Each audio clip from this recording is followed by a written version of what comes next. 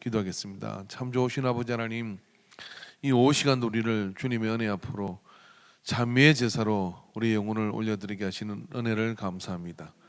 이 찬양에 고백된 고백들이 우리 각 사람의 삶 속에서 드리는 고백이 되게 하여 주시옵시고, 우리의 영혼이 날마다 말씀의 담금질에 또 정의 두드림에 온전히 연단되고 또 다듬어져서 일그러진 하나님의 형상이 회복되도록 만져 주시옵소서. 그 거룩한 열망을 가지고 주님 앞에 또 나와사오니 진흙인 우리를 토기장이신 아버지께서 마음껏 만지셔서 새롭게 하여 주시옵소서. 주께서 붙드시고 인도하심을 감사드립니다. 모든 영광을 받아주소서. 예수님의 이름으로 기도합니다. 아멘. 하나님 말씀 같이 보겠습니다. 같이 볼 말씀은 사도행전 13장 36절의 말씀입니다. 신약성경 사도행전 13장 36절의 말씀을 보도록 하겠습니다.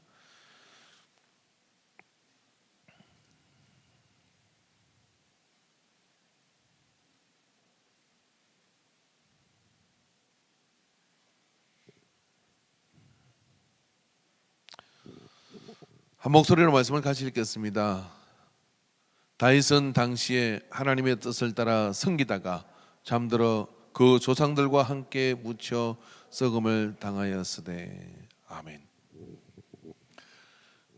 다윗의 삶을 긴 책에서 표현하자 그러면 파란만장한 삶을 살았습니다.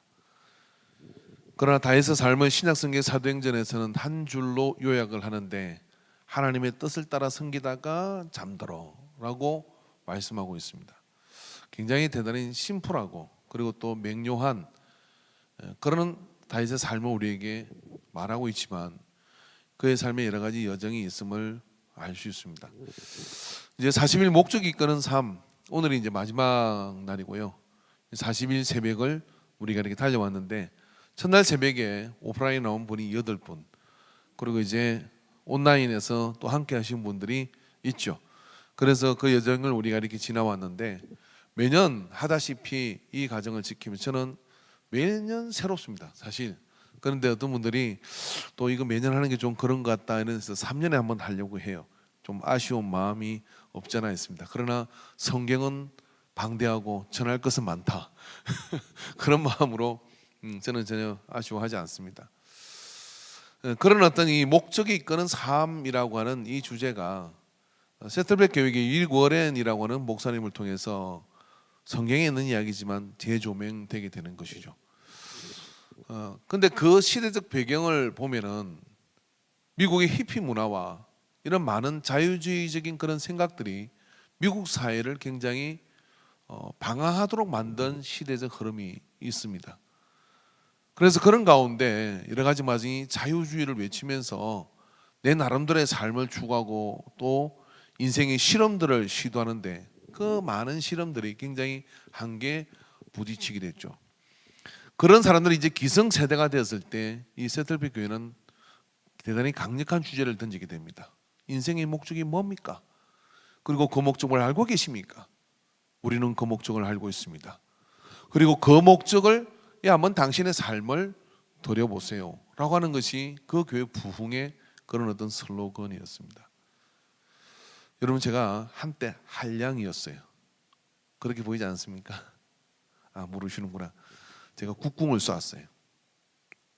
평택의 전사 때 운동을 해야 되는데 운동 시간 맞추는 게 참 어렵더라고요. 그래서 평택 공수령장에 가보니까 그게 삼각정이라는 곳에서 국궁을 쏘더라고요. 그래서 구경 갔습니다. 갔더니 그곳에서 삼익 평택 그 비엔나키사 사장인 그분을 만나게 됐어요.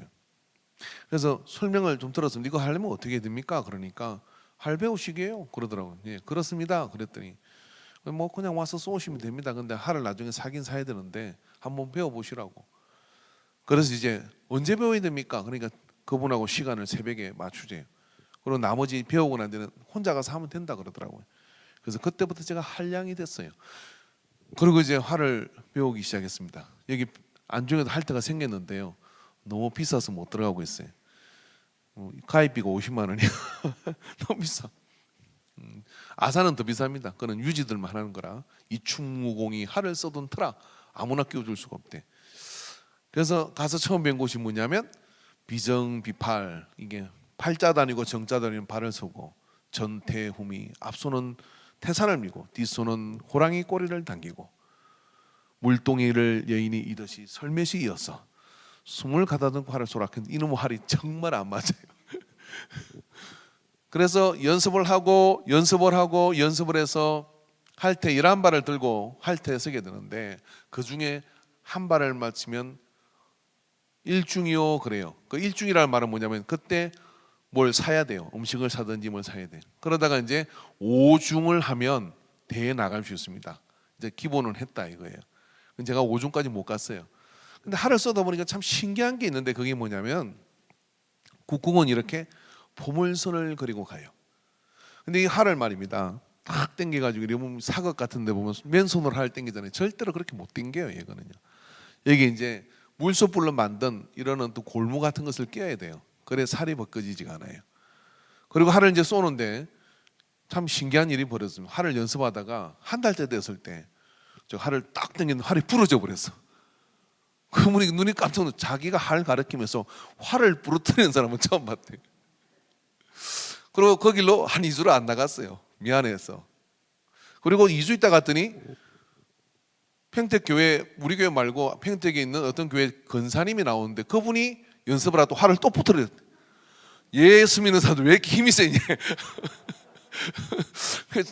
그분이 참 말을 재밌게 하셨는데, 나는 예수 믿는 사람들이 정말 힘이 센 것 같다고.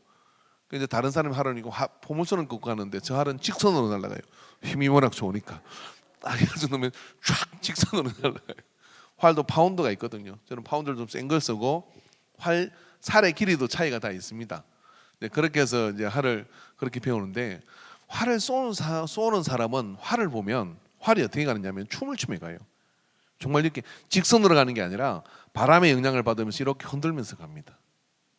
그리고 그게 이제 포물선을 걸으면서 관중에 가서 딱 마주치면 탕 하고 소리가 나는데, 관역을 빗나가는 활은 찾기가 어렵습니다. 소리가 나지 않습니다. 어딘가로 휙 하고 날아가서 풀숲에 박히거나, 그리고 그 못 가서 미치게 되면 그 알들은 참 보잘것없고 초라한 모습으로 떨어지게 돼요.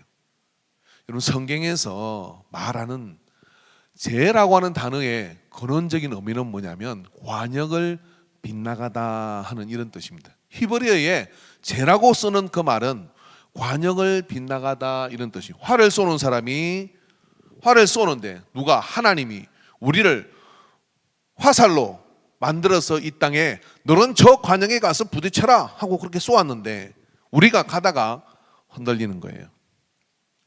도대체 왜 그런지 몰라. 바람에 흔들리고, 가다가 딴 거 보다가 흔들리고, 그렇게 비틀비틀 거리다 보면 관역에 도달하지 못하고 떨어지게 됩니다. 관역에 도달하지 못하고 떨어지는 성경의 구약에 수많은 인물들이 있습니다. 믿음으로 시작했고 하나님의 역사를 가지고 시작했지만 하나님의 뜻에 합당하지 않게 그렇게 가다가 버려받는 사울과, 그렇게 가다가 하나님의 역사를 이루지 못하고 가는 그런 삼손과 그 많은 사람들의 인생의 비틀거림들이 이 성경에 기록을 하고 있어요. 왜 비틀거렸을까? 다윗도 그런 위기의 순간이 있었고 그런 순간이 있었어요. 그런데 다윗의 삶은 결국은 어떻게 됩니까? 그런 가운데 자기의 방향을 바로잡고, 그런 가운데 자기를 조율하고 자기를 쳐서 굴복시키고, 그래서 마침내 하나님의 뜻을 따라 섬기다가 잠들었다라고 하는, 여러분의 인생 가운데 우리가 이 땅에 태어난 그런 하나님이 주신 사명과 그 목적을 내가 알게 되고, 그리고 여러분이 거기서 긴장을 놓치지 않고 표대를 향하여 달려가는데 내 손에 등검을 꽂지 마라. 경기를 하는 자는 다 달려갈 때까지 긴장을 놓치지 마라 라고 말씀하며 마지막까지 그 표대를 향하여 달려가는 것, 그걸 완주할 때 우리는 죄에 빠지지 않는 거예요. 그리고 여러분, 우리가 그 관역을 가지고 정확한 목표를 가지고 그렇게 날아가면 죄질 틈이 없습니다. 그리고 방황할 틈이 그렇게 많지가 않아요. 인생의 낭비와 그런 어떤 허무함들이 우리를 지배할 수가 없습니다. 때로 그것이 우리에게 영향을 줄 수는 있지만 그게 빠지지 않습니다. 시들합니다. 재미없습니다. 분명한 표대를 향하여 가는 이것이 분명할수록 우리는 그것을 향하여 가는 그 기쁨과 즐거움도 더해요. 그러다가 어떤 날 평택대학 교수님들하고 그 아침에 이제 만나 산을 쏘게 되는데 안개가 이렇게 끼었어요. 근데 관역이 정말 보일 듯 말 듯 해요. 근데 그날은 참 관역을 맞추면 기분이 참 놀라워요. 활을 어림잡아 거기에 표대가 있다고 생각하고 활을 당겼는데 이게 안개 사이로 활이 사라져요. 근데 소리가 들려요. 땅! 들리는 순간요 정말 팡파레를 외치고 싶어요. 여러분 우리 인생 속에도요 그런 안개가 낀 것처럼 그런 침울한 그런 때가 우리에게 있을 때가 있습니다. 그러나 여러분 그때일수록 우리가 표대를 향하여 눈을 모으고 집중하여 거기에 온전히 힘을 다할 때 하나님이 기뻐하는 일들이 우리 삶 속에서 벌어지게 될 줄로 믿습니다. 그런 역사가 우리 속에 있어야 됩니다. 그래서 오늘 여러분 40일째 되는 이 날에는 목적이 있는 삶을 살기라는 주제를 가지고 이야기하는데 여기에서 삶의 목적 선언서란 무엇인가 했는데 여러분 예수를 1년 믿고 20년 믿고 30년 믿으면 이 교제를 했든 안 했든 간에 누가 물을 때 당신은 왜 삽니까? 라고 물으면 글쎄요 라고 이야기하면 끝난 거예요. 누가 내 삶을 묻기 전에 내 삶을 보면 저 사람은 분명한 목적을 향하여 가고 있는 것을 볼 수 있어야 돼요. 근데 묻는다. 그렇게 물을 때 난 하나님의 영광을 위해서 삽니다. 난 하나님을 기쁘게 하기 위해서 삽니다. 하는 게 명백하게 나와야 되는 것이죠. 여러분 우리에게는요 내가 생각하고 하는 말이 있고요 생각하지 않아도 튀어나오는 말이 있어요. 이게 이제 머릿속에 있던 구조가 이렇게 생겼는데 대개 여러분 생각하지도 않고 튀어나오는 말이 내 삶에 녹아들어 있는 거예요. 여러분 운동을 하는 사람들이 이렇게 뭐 이종격투기를 한다든지 아니면 권투를 한다든지 뭐 다른 모든 스포츠 스키를 타고 내려온다든지 이런 사람들이 생각하고 오른쪽으로 피해야지 그렇게 하면 끝났어요. 수많은 연습을 통하여 뭐냐면 생각하지 않고도 되는 행동이 있어요. 뭐가 그걸 그렇게 만들까요? 뭐가 그걸 그렇게 만드느냐면 수없이 반복하면서 그리고 생각을 거듭하면서 이 속에 그런 신경이 자라버렸어요. 그걸 자율신경이라고 그럽니다. 그런 신경이 자라게 될 정도로 여러분 예수 믿지 않는 운동하는 사람들이 그렇다 그러면 우리도 말입니다. 우리의 삶의 모든 녹아짐들이 하나님의 거룩한 영광을 향해 목적을 향해 가는 것들이 우리 삶에 녹아지면 그때부터요 속도가 달라질 뿐만 아니라 그 에너지와 그 위력과 그 가공할 그런 파괴력의 능력들이 우리 삶 속에 훨씬 더 강력하게 나타날 수 있습니다. 그래서 여러분 예수를 믿으면서 적어도 내 삶의 목적이 뭐냐를 한 줄로 요약할 수 있어야 됩니다. 아니 몇 줄에 걸쳐서 부분을 가지고 한번 이야기할 수 있어야 됩니다. 저는 그렇습니다. 예수님을 롤 모델해서 예수님처럼 생각하고 예수님처럼 행동하고 예수님을 닮아가는 것이 제 삶의 목적이에요. 그래서 그걸 통해 하나님을 기쁘게 하는 것이 제 삶의 목적입니다. 그래서 그런 마음을 가지고 그런 어떤 것을 가지고 우리가 가져갈 때 뭘 할 때 이걸 해야 되느냐 말아야 할 때 갈등이 없을 수는 없습니다. 그러나 많은 갈등들은 거기서 끝나버려. 이미 내가 목표가 분명한 순간 저건 내 목적에 맞지 않아 라고 생각하면 배제시킬 수가 있는 것이죠. 그렇지 않으면 어떻습니까?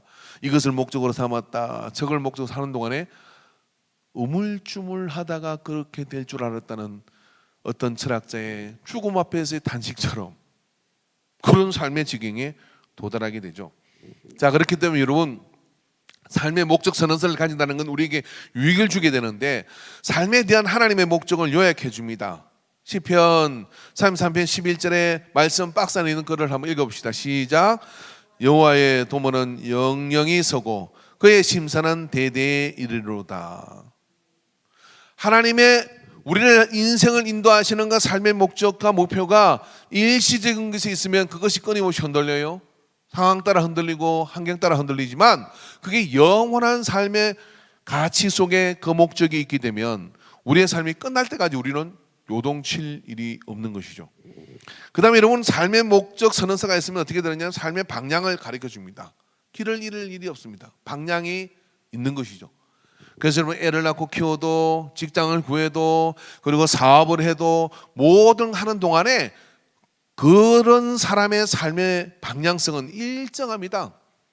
일정하다는 이야기는 어떻게 들었냐면 처음에는 비웃고 그 다음에 핍박을 하고 제3자가 볼 때요. 그런데 일정한 방향으로 계속 가면 존경을 하게 돼요. 그럼 우리가요, 정 삶에 존경받을 일이 없으면 오늘부터 10년 동안 한 가지를 줄창해 보세요. 뭘 하느냐면 나는 우리 동네에서 내가 매일 아침에 일어나가지고 청소를 하겠다 하고 말 청소를 혼자 괜히 하고 다녀. 그게 10년을 하면요 방송에 나와요. 요즘 그런 사람 드물거든요. 하다못해 이런 바닷가에서 어떤 사람은 지난번에 텔레비 보니까 해일이 와가지고 자기가 농사짓는 밭둑이 무너졌어요. 그때부터 이 스님이 무슨 생각이냐면 여기다 성을 쌓자 하고 혼자 돌성을 쌓았어. 무려 10년 전에 방송에 나왔다가 다시 10년에 저 취재보니까 이제 나이가 들어서 지금도 돌성을 쌓고 있어요. 쌓고 있는데 사람들이 와서 사진을 찍고 가. 관광지가 돼버렸습니다. 야, 세상에 있는 일도 일관되게 이렇게 하면 이런 역사가 있는데, 근데 그 돌성도 더 큰 해이려면 무너지겠죠.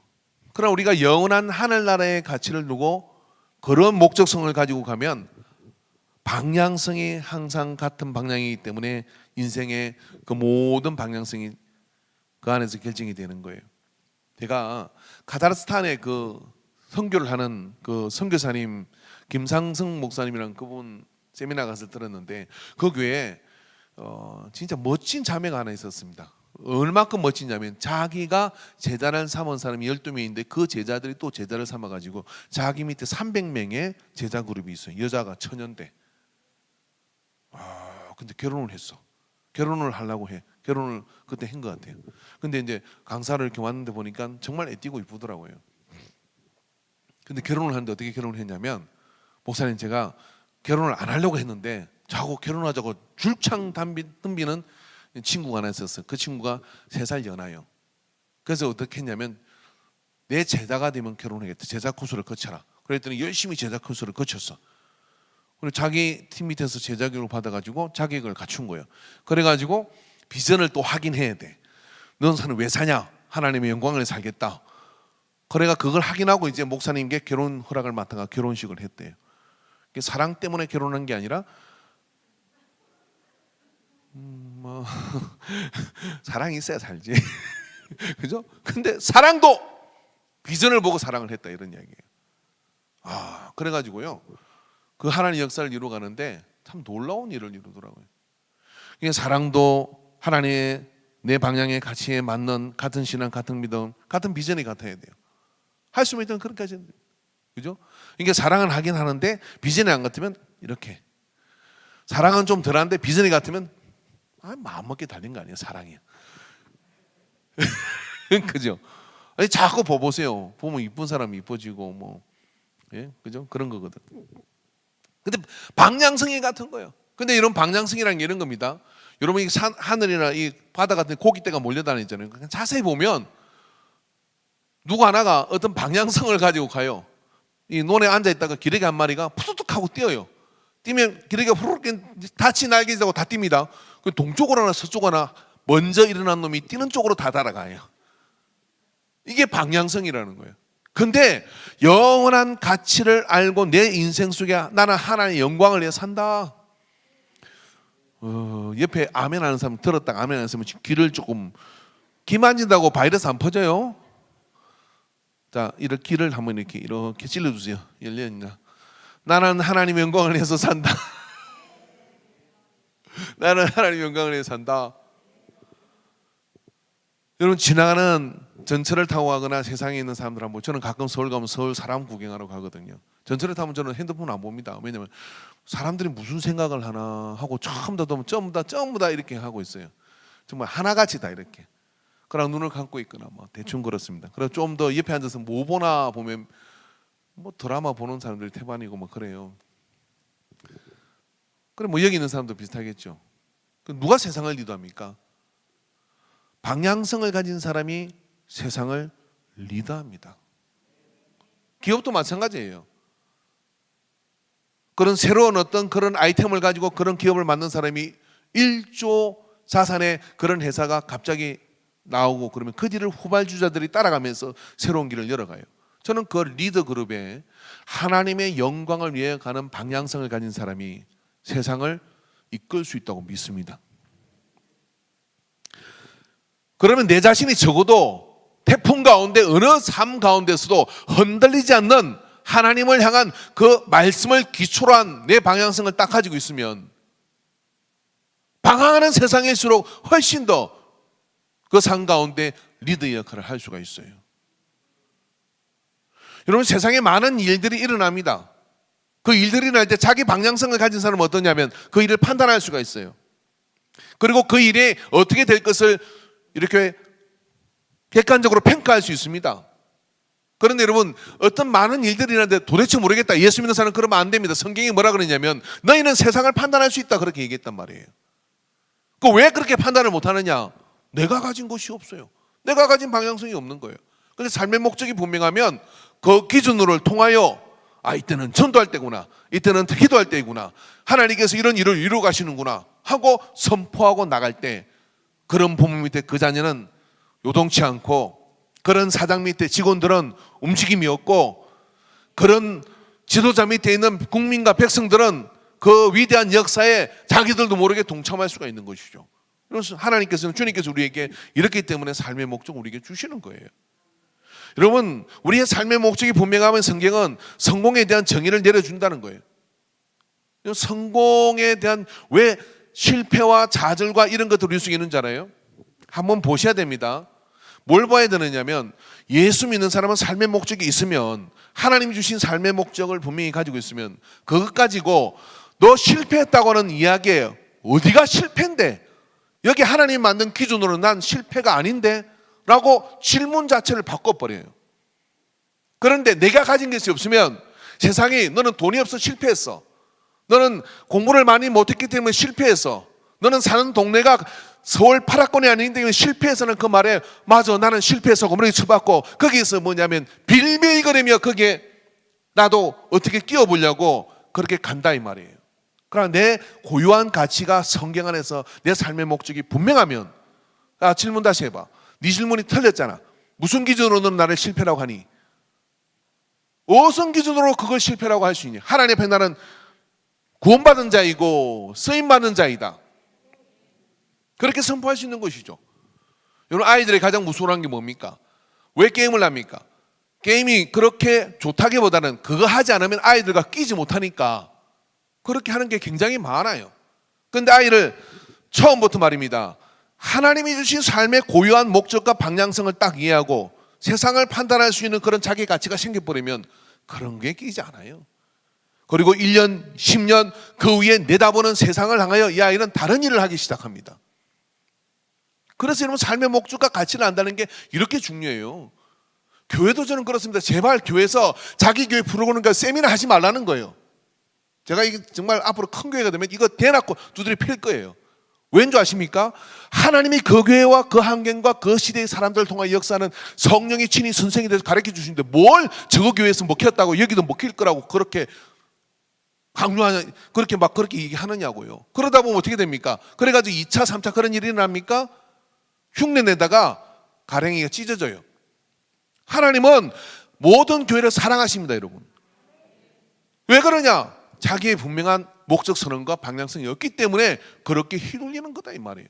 근데 그게 있으면 말입니다, 직장을 구하는 것도, 결혼을 하는 것도, 공부를 하는 것도 딱 그 가치에 있었기 때문에 평가 자체를 달리 받습니다. 누가 평가해도 나는 내 삶의 정의는 하나님이시다 하는 그 가치 위에 서서 자기 평가를 다르게 해버려요. 그러니까 어떻게 됩니까? 행복할 수밖에 없는 거죠. 그리고 불행과 행복은 너의 판단에 있는 것이 아니라 하나님이 내게 주신 가치에 있다 하고 이렇게 선포하고 가는 것이 그리스도의 삶이지, 어떻게 그냥 이 눈치 보고 저 눈치 보고 세상 눈치 보다가 그렇게 하다가 한많은 인생을 마칩니까? 왜 그래요? 목적 선언이 없기 때문에 그래요. 여러분, 이게 40일 동안 가는 이 책을 여러분 다시 보셔야 돼요. 그리고 이것을 통해 여러분 안에 하나님이 주신 고유한 목적 선언이 내 속에 있으면요, 많은 전방위적인 부분에 있어서 여러분은 많은 걸 이런 것들을 회복할 수 있습니다. 그래서 여러분, 그래 나는 너희가 무엇이 진정 중요한 것인지 알기 원한다, 빌립보서 1장 10절의 말씀인데, 다른 본문 속에서도 보면 너의 판단은 하나님께 맡겨라 그렇게 얘기하는 거예요. 그래서 목적이 분명하면 여기 보니까 우리의 역할을 명확하게 해줍니다. 역할을 하는 것이 명확해요. 동네에서 축구를 차도요, 야 너는 공격해, 너는 수비해 그러는데 꼭 수비하라 그러는데 냅다 문전으로 뛰는 친구 있잖아요. 걔 때문에 팀이 져요. 예, 감독이 예를 들어서는 수비해 그러면 막 달려가고 싶어도 수비하고 있어야 돼요. 그죠? 그러면 걔 때문에 이겨요. 골은 누가 이겼더라도 걔 때문에 이기는 거예요. 그래서 저는 그냥 내 마음대로 뛰면 안 되는 거예요. 그 역할이 분명해진다 이런 이야기죠. 여러분, 천한 역할은 아무것도 없어요. 하나님 목적 따라가면요, 모두가 존귀한 역할입니다. 할렐루야. 그리고 여러분, 우리의 모습을 표현해 준다는 거죠. 하나님이 우리가 당신을 섬기도록 만드신 독특한 방법을 반영해 준다는 거예요. 다 다르잖아요. 성격도 다르고 말하는 것도 다르고, 막 어떤 사람 막 말이 빠르고, 어떤 사람 말이 느리고, 어떤 사람 손이 빠르고, 다 다르잖아요. 그런데 하나님의 목적에 따라 그 목적에 맞춰서 그걸 믿음으로 가지고 내 길을 뚜벅뚜벅 걸어가면 그것 자체가 이해가 되기 시작해요. 뭐가 이해든 나의 행상이 내가 이해가 되기 시작해요. 아, 하나님 나 이래서 그렇게 이런 분들이 있잖아요. 우리 교회도 몇 분 있는데 이렇게 뭐라고 말을 들으면 당장 할 말이 생각이 안 나. 집에 가서 저녁에 잘났거든. 아, 내가 그때 이 말을 해줬어야 되는데 지금 전화할 수도 없고 막 그런 분들, 그분 그런 것 때문에 안 두드려 맞고 살았어요. 그 자리에서 그런 말 했다가 싸움 나가지고 두드려 맞아요. 근데 그런 분의 역할이 또 있어요. 예?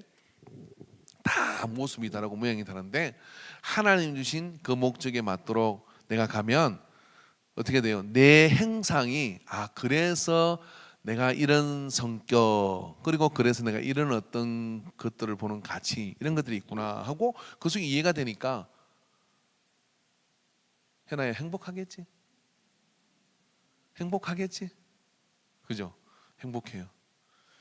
할렐루야. 그래서 여러분, 그러한 것들이 잘 녹아져서 여기 들어있는 게 뭐냐면 삶의 5가지 중요한 질문이 있습니다. 자, 이 5가지 교회 생활을 통하여, 신앙 생활을 통하여 그런 것들이 구현되어져서 녹아져야 되죠. 자, 내 삶의 중심을 무엇으로 삼아야 할 것인가? 역대하 14장 4절 이 짧은 표현을 한번 읽어보시죠. 시작.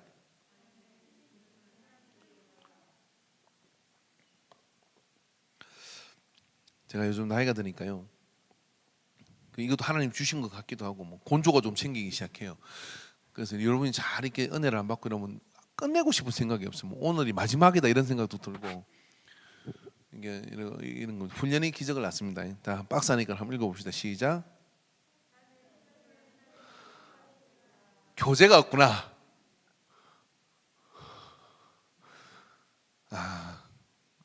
그렇구나. 왜 없죠? 뒤에 종이가 다 있는데 왜 안 가져가시는 거죠? 없어요? 예, 선착순입니다. 따라해 보십시오. 삶의 중심을 하나님께 두라. 죄송합니다. 상황 파악을 못 해가지고. 없어봐야 있는 자의 여유를 알고 빨리 와야 되겠다는 소중함을 가지게 되는 것 같아요. 삶의 중심을 하나님께 두라. 그 삶의 중심을 하나님께 두는 것이 뭐예요? 예배 중심의 생활이에요. 그러니까 하나님의 목적에 부합되는 삶을 살려면은, 따라해 보세요. 예배는 거래 대상이 아니다. 예배는 비교 대상이 아니다. 마귀는 와서 이렇게 합니다. 너 오늘 예배 드리지 말고 내가 더 재밌는 거 해줄게. 그럼 어떻게 돼요? 주님 한 빠진다고 뭐 지옥 보내겠어? 그죠? 뭐 맨날 듣는 이야기인데 오늘 그 가봐야 또 목사님 핏대 세워서 뭐라 그겠지. 괜히 마음만 무거워. 어쩌다 한 번인데 뭐 그래 대상이 아니에요. 삶의 중심을 하나님께 둔다는 이야기는, 따라해보세요. 기분이 나빠도, 우울해도, 너무 좋은 일이 있어도, 아무리 바쁜 일이 있어도 나는 예배에 있다.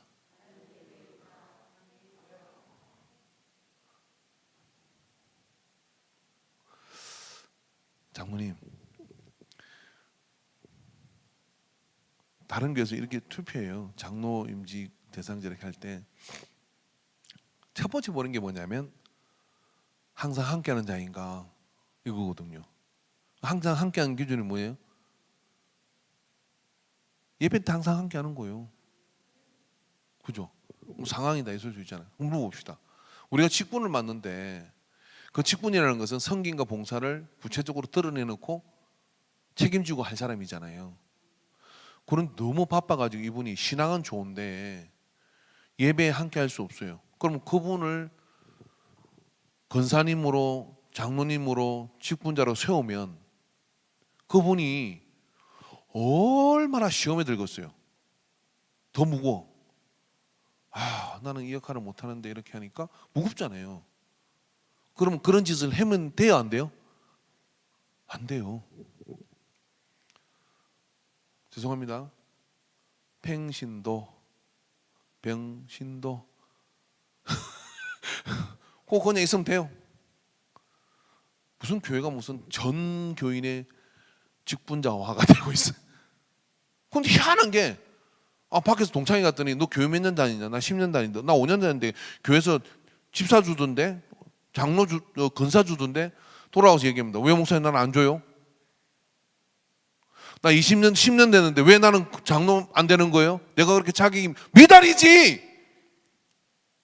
우리 교회는 그런 사람 없어요. 장로님직을 하는데 목사님이 그 장로고시 보는데 왔어요. 그 권사님 오면 꼭 장로고시 통과해야 돼요. 왜냐면 안 되면 다른 데 교회 간대. 목사님 사정은 해요. 웬만하면 좀. 그 장로님 왔어요. 그때 직구준 목사님이 아니 근사님 장로님 안 되면 다른 교회 가실 겁니까? 그렇게 묻 아니요. 목사 고시라는 것 자체가 교회에서 위탁을 해서 지방에서 해주는 거니까 그 교회 뭐 사정 행편을 맡도록 하는 거죠. 그런 질문 자체가 틀렸잖아요. 삶의 중심이 예배에 있다는 이야기는요, 많은 것들, 왜 사연은 없는 사람이 없겠고 왜 삶에 많은 그런 일들이 왜 없겠습니까? 근데 그걸 중심에 뒀다는 이야기는요, 한번 물어봅시다. 한 달에 10억씩 헌금하는 사람이 있어요. 근데 예배는 11시에 딱 한 번 드려. 한 달에 정말 쥐어짜도 11조가 10만 원밖에 안 돼. 그런 사람이 새벽 예배부터 예배를 다 빠져. 그럼 두 분이 딱 장로 티오가 한 명 있는데 그럼 누구를 장로님 시켜야 돼요? 왜 대답들 안 해요? 이게 뭐 질문입니까? 내가 시킬 것 같아요? 근데 이 10억 장로님 이러네. 나 이번에 장로 안 되면 다른 교회 갈 거?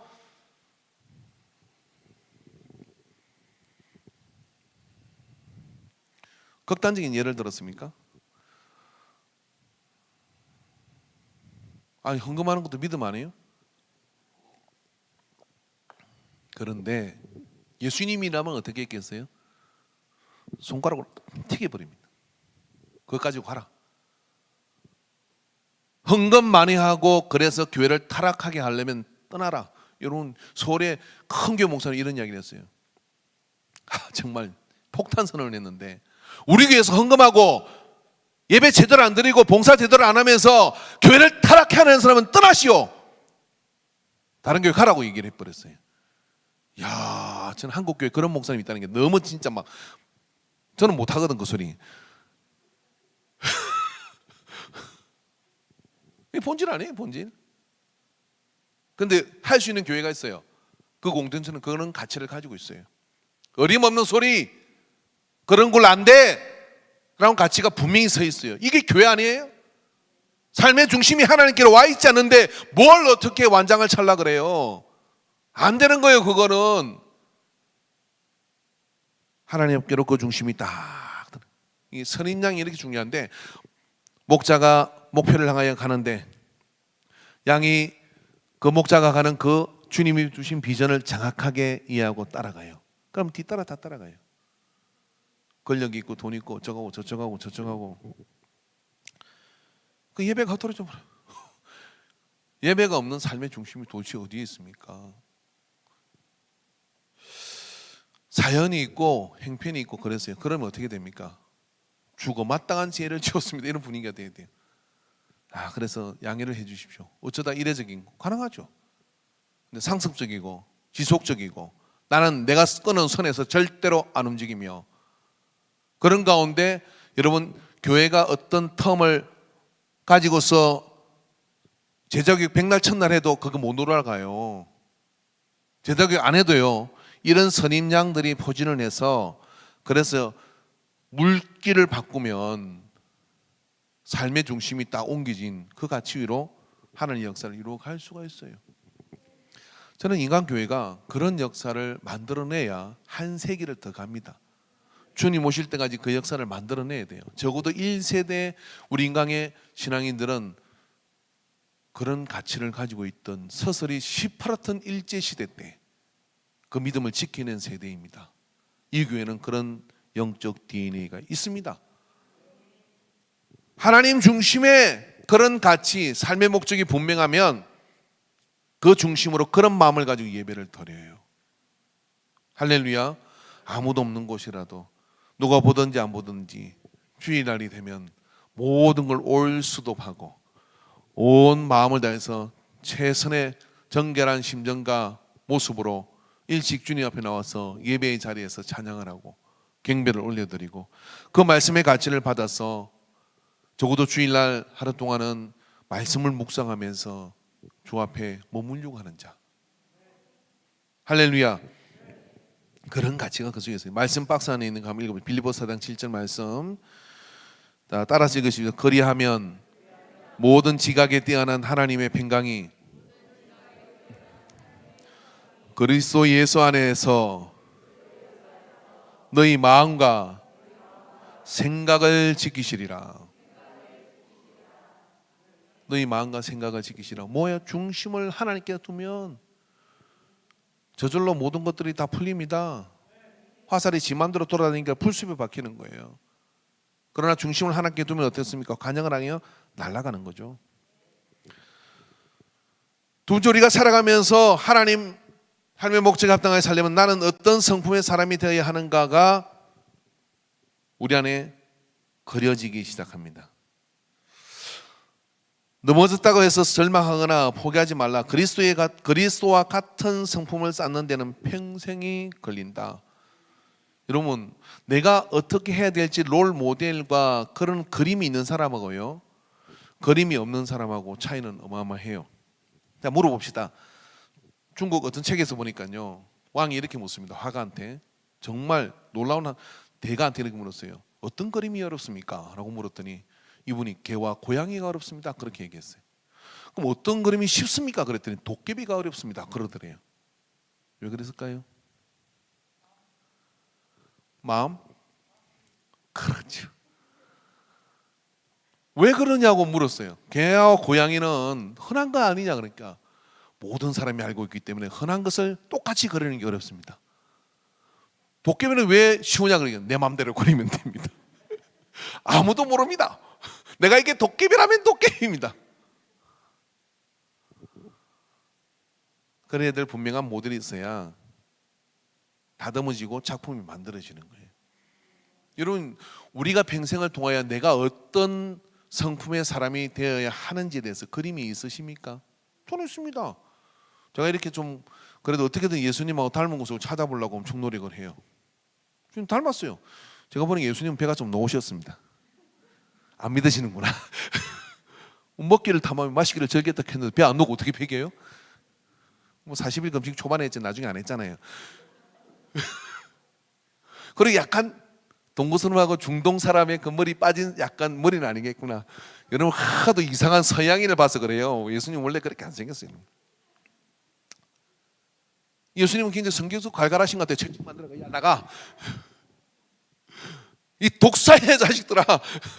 그러면서 그렇기도 하고 다한 가지를 꺾지 않을 거고 또 예루살렘 성을 보고 눈물을 흘리시면서 예루살렘아 그러며 울기도 하시고 저도 눈물이 많거든요. 아무튼 뭐 제가 정당화시킨다 하더라도 저는 그래도 주님 닮아가려고 부단히 노력을 합니다. 여러분도 노력하시죠? 할렐루야. 할렐루야. 노력하시죠? 어떤 아들이 머리를 계속 길러. 교회당 히피족 비슷하게 돌아다니니까 부모님은 신실한 신앙인인데 너 머리 좀 깎아. 그러니까 이 친구가 이렇게 얘기했어요. 예수님도 장발이었습니다. 그 뒤로 부모님 말하면 나 주님 닮아갈라 그래요. 나 주님 닮아갈라 그래요. 일단 말을 잘해야 돼요. 근데 내가 어떤 성품의 사람으로 갈 것인가의 그림이 있어야 돼요. 그런 마음이 없냐, 겸손하여, 예? 공의로우시며 온유하여 겸손하여서 나귀를 타시고 상가지를 꺾지 않으시고. 항상 질문입니다. 무슨 질문이냐면 주님이라면 어떤 마음을 했을까? 주님이라면 어떻게 했을까? 그게 우리 평생에 닮아가는 그런 가정이에요. 그 모델이 있잖아요. 예수님 잘 모르겠다 싶으면 교회에서 아무나 닮지 마시고 주님 닮았다 싶은 사람을 붙들고 그거부터 먼저 정복을 하세요. 그리고 그 사람을 딱 알았는데 나중에 알고 실망되네? 사람은 실망을 줘요. 그러니까 그 사람 넘어서세요. 우리의 궁극적인 목적은 예수님이시지 사람 아니잖아요. 저라고 뭐 뵐 수 있겠습니까? 가까이 오지 마십시오. 상당히 부담스럽습니다. 우리 정수민 선수 합의한 바가 있습니다. 나의 이런 부분을 타치하지 마라. 이게 참 어려워요, 그런 것들이. 근데 주님은 다 공개하시잖아요. 3년을 공생애를 같이 지내지. 제사를 먹고 마시고 자고. 근데 주님의 그 모습 속에 여러분 우리가 보려고 하는 모습만 있는 게 아니라 성경 곳곳을 보면 굉장히 재미있는 부분들이 많이 있습니다. 그 이야기는 무슨 이야기냐면 너무 비현실적인 캐릭터가 아니라는 사실이에요. 우리 무리를 걸으신 주님만 생각하잖아요. 근데 정말 주님께서 이 답답하 하는 소리도 많이 있습니다. 아직도 너희가 그 일을 모르냐 그러시기도 하고. 너무 성자 캐릭터를 가지지 말라는 거예요. 근데 우리는 그렇다면 주님을 닮아갈 수가 있는 거예요. 적어도 그런 그림이 있어야 돼. 이게 뭐냐면 제자 교육이에요. 주님은 결국 어떤 십자가에서 죽으시잖아요. 제자 교육 졸업장은 뭐냐면 나 자신을 죽일 수 있어야 돼요. 뭐 때문에? 비전 때문에. 주님의 고향 가치 때문에 자기를 죽일 수 있으면 이미 내적 성숙이 완성 단계에 들어가는 거예요. 자, 말씀 한번 봅시다. 디모데전서 4장 16절 말씀 따라 읽으십시오. 내가 내 자신과 가르침을 삼가 이 일을 계속하라. 이것을 행함으로 내 자신과 내게 듣는 자를 구원하리라. 띄워주셨네요. 할렐루야, 감사합니다. 가르침을 삼가 이 일을 계속하라. 가르치며 너 자신도 그 말씀 속에서 변화해가고 다듬어가고 성장해가고 하는 내적 변화를 계속 경험해야 된다, 이런 이야기예요. 목사도 똑같아요. 그리고 이제 세 번째 주제에 보면 내 삶을 어디에 기여하는가 하는 것이 결정되어져야 돼요. 나는 이제 예수님 닮아가고 내 삶의 중심을 하나님께 두고 나는 어떤 곳에 기여하고 살 것이냐. 자, 말씀을 봅시다. 시작. 안 띄워졌군요. 고린도후서 9장 12절 말씀 다 같이 시작. 이 봉사의 직무가 성도들의 부족한 것을 보충할 뿐 아니라 사람들이 하나님께 드리는 많은 감사로 말미암아 넘쳤느니라. 교회가요, 이게 봉사일이 넘치게 되면 어떻게 됩니까? 행복하죠. 행복한데 누가 행복해요? 하나님이 행복하시잖아요. 그러니까 하나님 행복은 우리는 다 행복해요. 그렇잖아요. 그래서 여러분 우리가 섬김과 봉사의 일을 이 세상 속에서 섬기고 봉사하는 일이 많아지면요, 그건 교회에 보이지 않는 부흥의 밑거름이에요. 그리고 우리 성숙의 표현이기도 합니다. 할렐루야. 자, 여러분 예배를 어제 나누면서 그런 얘기했는데 예배를 안 빠지는 방법이 있어요. 첫 번째가 뭐냐면 믿음의 동지를 만드세요. 그러니까 이런 거지. 거룩한 경쟁이 돼야 돼요. 그래서 오늘 예배 갈 거야? 나 가려고. 나도 갈게. 근데 안 좋은 친구는 이래요. 나 오늘 예배 안 갈라 하는데 지 혼자 오지 말지. 나도 안 갈래. 망하는 교제. 근데 오늘 예배 갈 거야. 너 갈 거지? 당연히 갈 거지. 거기서 만나. 아니 갈 거 이야기 필요 없어. 거기서 만나. 데려갈게. 그 동지가 생기면요, 예배 잘 드려요. 두 번째 할 일이 있어야 돼요. 난 예배 가서 오늘 그 예배에 먼저 가가지고 온도를 맞춰놔야 돼. 오늘 가가지고 불을 다 켜놔야 돼. 그런 걸 만드세요. 그러면요, 그게 오는 재미가 또 있어요. 그리고 다른 사람 다 딴짓해도 불만 봅니다. 그런 기쁨이 있어요. 저도요, 오늘 마당 또 실었어요, 저게.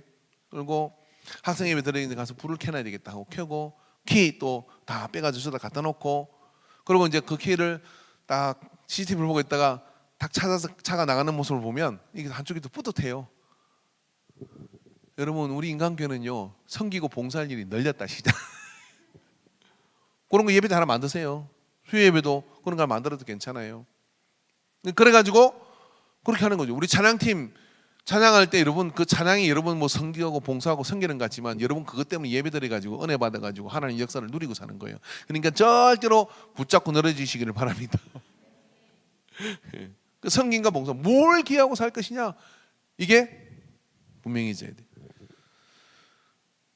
내 삶의 어떤 전달 도구가, 내 삶은 어떤 전달 도구가 되어야 되느냐? 우리는 삶으로 우리가 전하는 메시지를 뒷받침하고 확인해 주어야 한다. 여러분 삶 사는, 이건 저지난주인가 며칠 3일 전에 했는데 그거 한번 영상 꼭 보시면 좋을 것 같아요.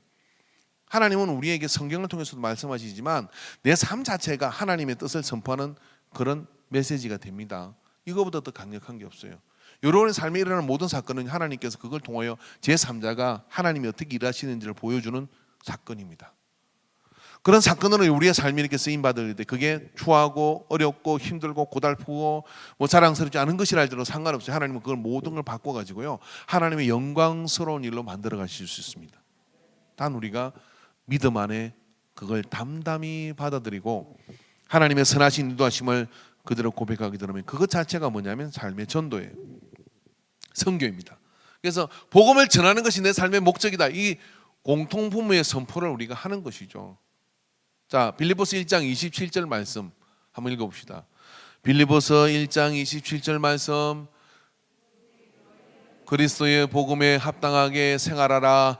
이는 내가 너희에게 가보나 떠나 있으나 너희가 한 마음으로 서서 한 뜻으로 복음의 신앙을 위하여 협력하는 것과. 아멘. 합당하게 생활하라. 그리스도의 복음에 합당하게 생활하라. 그 이야기입니다. 그가 합당하게 생활하는 것 자체가 뭐냐면 전도예요. 합당하게 생활하는 자체가 뭐냐면 하나님의 역사를 이루는 그런 이유입니다. 그리고 이제 다섯 번째, 내 삶의 목적과 내 삶의 동역자는 누구인가? 이 교제, 믿음의 동지가 만들어져야 돼요. 한 명이 아니라 두세 명의 그룹을 이렇게 만들어내죠. 그렇게 만들어낸 동지가 있으면 우리는 견고한 반석 위에 올라서는 거예요. 여러분 집을 지으면요, 기초 터파기를 해야 돼.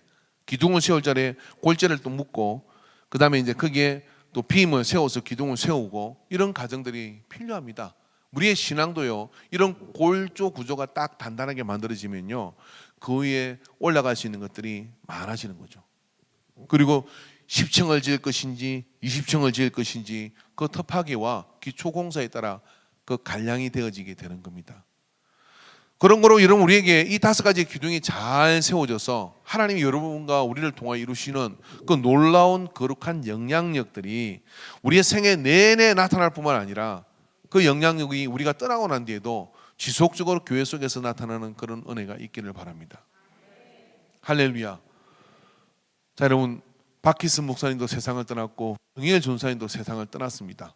그러나 그렇게 힘든 가정 속에 주님의 영광을 위하여 이곳에 터파기를 하고 그렇게 기초를 놓고 뿔을 믿음의 씨를 뿌리고 그렇게 했던 그 영향력은 오늘 우리가 이 자리에서 예배를 드릴 수 있도록 하잖아요.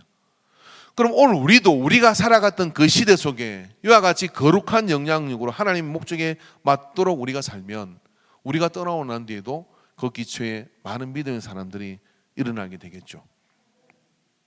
어느 날 어린 소년이 교회에서 눈물을 흘리며 기도하는 한 근사님의 들썩이는 어깨를 보며 하나님의 살아계신 역사하심을 보고 목사가 되는 것처럼 많은 일들은 우리가 예측하기 어려운 일들이 있습니다. 우리가 앞에서 찬양을 하거나 아니면 뒤에서 봉사를 하거나 그 모든 모습 속에서 하나님 우리의 복음을 증거하도록 인도해 주십니다. 그런 삶에 쓰임받는 우리가 될 때 얼마나 감격스러울까요? 하나님은 우리를 사용하기를 간절히 원하십니다. 다윗은 그 시대에 하나님의 목적을 위해 섬겼다. 하나님은 들어 쓰실 사람들을 찾고 계십니다. 역대하 16장 9절의 말씀을 읽어봅시다. 시작. 여호와의 눈은 온 땅을 두루 감찰하사 전심으로 자기에게 향하는 자를 위하여 능력을 베푸시느니라. 전심으로 자기를 행하는 위하는 자를 능력을 베푸시는 이 일은 왕의 명령이 행하여 적 이후부터는 왕의 전쟁이 있으리라 하며 그 뒷부분보다 이 안에 있는 이 말씀 통하면 능력을 행해 주신다 이런 이야기입니다. 오늘 10분 조금 길게 걸렸습니다만은 우리의 삶 가운데 하나님 우리를 쓰실 수 있도록 목적이 분명한 삶을 살아야 될걸요. 기도합시다.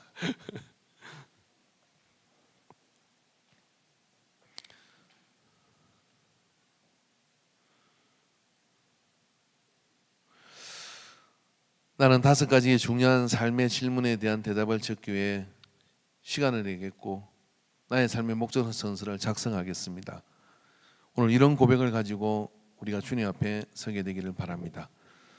그런 거룩한 결단을 가지신 분들은 마음에 손을 갖다 대시고 마음으로 주님 앞에 무릎을 꿇으시고 제가 기도하겠습니다. 하나님 아버지, 우리의 삶이 더 이상 방황의 길 속에 있는 게 아니라 사람이 아니라 주님이 우리에게 주신 분명한 목적을 붙잡고서 인생의 그런 행복한 그리고 능력을 주시는 하나님의 능력을 입어서 즐기며 갈 수 있는 그런 삶의 여정이 되게 하여 주시옵소서. 참 잘했다라고 칭찬을 들을 뿐만 아니라 참 잘 선택했다 하며 감사하며 갈 수 있는 그런 믿음 생활이 되게 하여 주시옵소서. 다른 것 어떤 것하고도 비교하고 바꿀 수 없는 기쁨과 가치와 소중함이 이 은혜 생활 속에 있는 것을 우리는 확신합니다. 그 믿음을 가지고 능히 세상을 주께로 이끄는 거룩한 지도자들이 되게 해 주시옵소서.